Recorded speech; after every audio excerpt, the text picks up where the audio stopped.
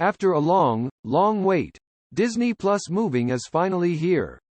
It was the first Disney Plus drama that I was really excited about. I thought it would come out right away, at least last year. I thought it would come out this spring at the latest, but it finally came out in August. It's written by Kong Pyum, who is the author of the most popular webtoon in Korea that has been turned into a drama or movie. It's about a superhero who's hiding in real life. It's a story about a Korean superhero that's different from the American one. The cast was incredibly diverse, so I had high expectations. Han Hyo-ju, Jo In-sung, Ryu-sung Ryong, Cha Tae-yeon, plus the initially unknown Ryu-sung Bum. After the trailer came out, I realized that Ryu-sung Bum was supposed to be the bad guy. In fact, in the first 2 episodes, the students, not the adults, do most of the talking. Meanwhile, Ryu-sung Bum comes to Korea from a foreign country and starts chasing psychics for no reason. He finds them and slaughters them to no end. They all have one thing in common: they are psychics who are now retired from active duty. They blend in with the general population and live quietly without anyone noticing. Jang Hee-soo Go Won-jung has the power of regeneration. No matter what happens to her body, she can rebuild it. She seems to have lived her life without realizing her powers. He realizes his power when he fights the famous Iljin 17-1. He is the main character in the beginning of Moving. He is currently the center of attention for Lee Kong-hoon and Kim Bong-sok. He is the main character who appears at the beginning of the drama and leads the beginning of the drama. He has the ability to fly, but it's hard for him to control it. I carry sandbags and dumbbells in my bag because my body floats spontaneously when I'm excited or nervous.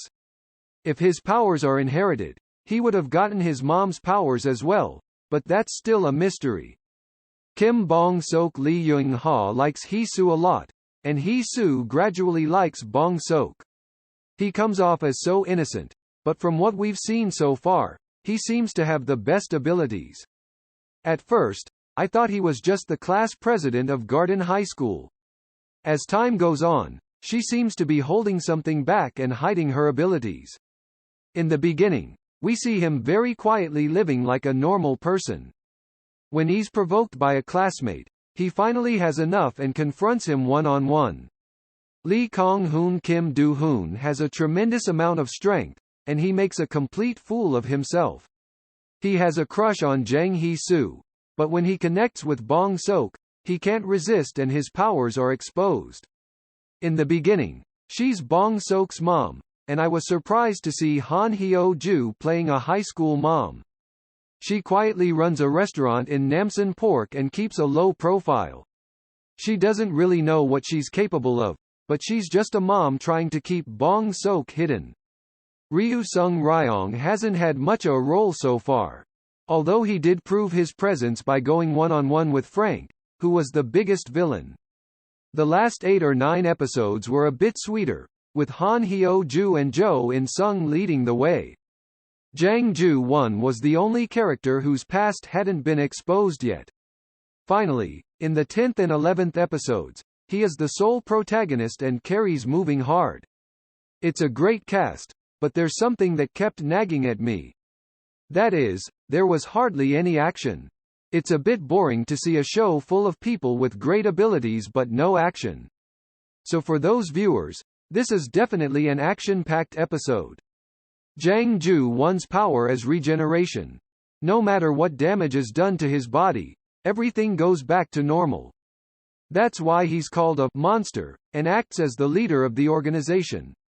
Instead, they are so simple that they can't even think about it and just do what needs to be done. They play a crucial role when the gang from Gyeongpo in Pohang faces off against the Ulsan gang to expand their power. Without the monsters, they would never have been able to do this, yet they gain no advantage. The organization fears him, but also looks down on him for that reason. They call him a gentleman, but behind his back they call him an idiot. Along the way, his actions go from 1-17 to 1-100. You single-handedly beat up a bunch of gang members. You get stabbed and impaled. and you rise like a phoenix. I was wondering, but I don't know what else, but I don't think you can regenerate blood. I know that most people die of blood loss. Jang Ju-won is forced to fight to the death against his will because of the tissue.